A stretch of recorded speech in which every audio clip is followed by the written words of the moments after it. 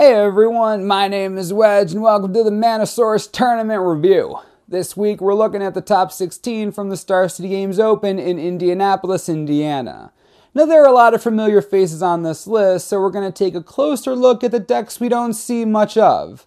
Because some of these deck lists we can practically recite from memory, but others less so, and those are the ones we're interested in. So starting from the top, Justin Crandall won the day with the Naya Midrange deck. It's not quite like any of the other Naya decks we've seen appear in the post-Journey into Nick's world. The creature package takes a page out of the Green-Red Monsters playbook. 4 Sylvan Caryatid and 3 Voyaging Satyr ramp mana while blocking early game threats. Courser of Crewfix blocks, gains life, and filters top decks, everything a mid-range deck could ever ask for. Pelucranos, World Eater, and Stormbreath Dragon close out games in monstrous fashion. A few Keening Apparitions make for an answer to any of Standard's various enchantments that isn't just a dead draw without a target. The deck also runs 4 different Planeswalkers. Xenagos the Reveler ramps up mana and pumps out bears for days. A Johnny Mentor of Heroes is a great fit here. With half the deck being creatures and Planeswalkers, his second ability will hit 99% of the time. Okay, the actual number is like 94%. Or you could just use his first ability to make your creatures even bigger. Elspeth Sun's Champion gives you an endless army of dudes as an alternate win condition to close out the game, and a single Chandra Pyromaster neutralizes blockers or gives you an extra top deck each turn if it comes to that. The spells are few and simple. Selesnya Charm really just does whatever you need it to at the moment. All of its modes could be relevant depending on the situation. And Mizia Mortars just plain kills most things that need to be killed, or all of them if you overload it.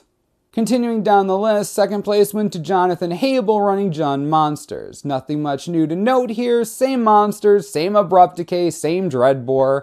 And third, we had a red-white burn deck, one of the 4 in the top 16. Fourth was another Jund Monsters deck. A green-white aggro deck took 5th place. This deck reads similarly to the green-white aggro decks that were popular after Theros came out. Voice of Resurgence, Fleecemane Lion, Loxodon Smiter, Advent of the Worm, the gang's all here. Nearly everything in the deck is a creature. In addition to the above, there's Elvish Mystic, Scavenging Ooze, Boon Satyr, Pelucranos World Eater, and guest starring 2/2 Night Token with Vigilance courtesy of Selesnya Charm. The game plan here is pretty straightforward.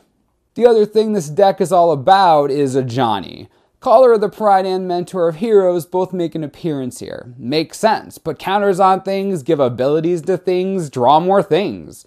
Again, it's a straightforward game plan. A couple Banishing Light take care of anything that the deck can't punch in the face until it falls over. Back to the top 16, Black-White Midrange took 6th place and 7th went to another red-white burn deck. In 8th we saw another interesting new deck. See, most decks with black, green, and devotion in the name are black-green devotion. But this deck is green-black devotion and it's very different from that.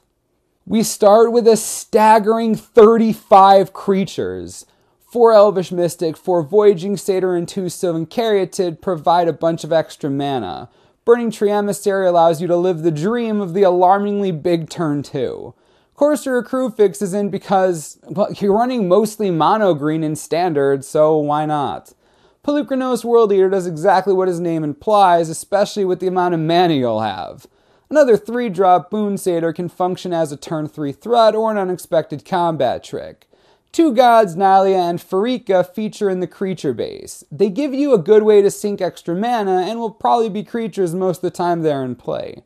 Finally, well, got plenty of enchantments anyway, so why not throw in some Eidolon of Blossoms?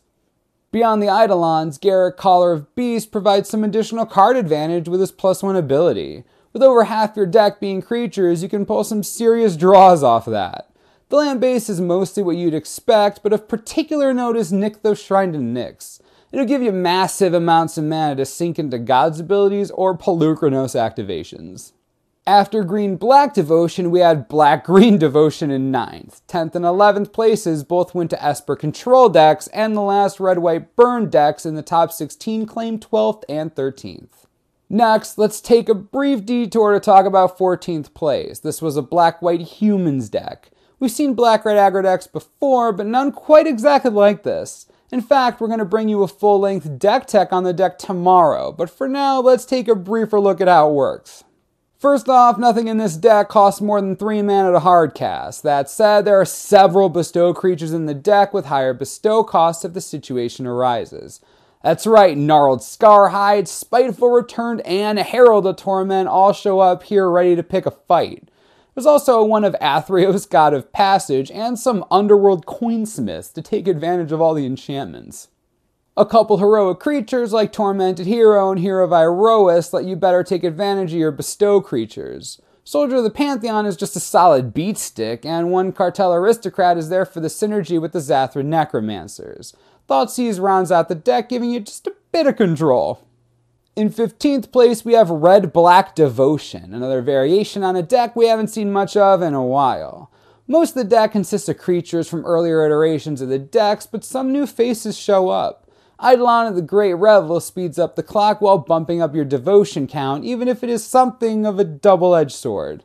A single Mogus's Warhound is a bear at worst, and might even be able to pump up something else on the table. Beyond that, the list looks pretty familiar. Burning Tree Emissary, Frostburn Weird, and Boros Reckoner curve into a huge Fnatic of Mogus trigger. Stormbreath Dragon is a solid finisher if your opponent somehow isn't already dead. A couple Purphoros, God of the Forge, give you an outlet for Nykthos mana and give your creature drops extra reach.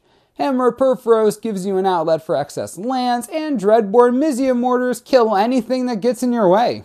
16th place went to a 3rd Gen Monsters deck, and that closes out the top 16. Next weekend there's an SCG Open in Providence, Rhode Island, so we'll be back covering that next time on the tournament review. As always, subscribe below for the latest and most reliable Magic the Gathering information you could ever need. This is the Manosaurus, I'm Wedge. Thanks for watching, we'll see you next time.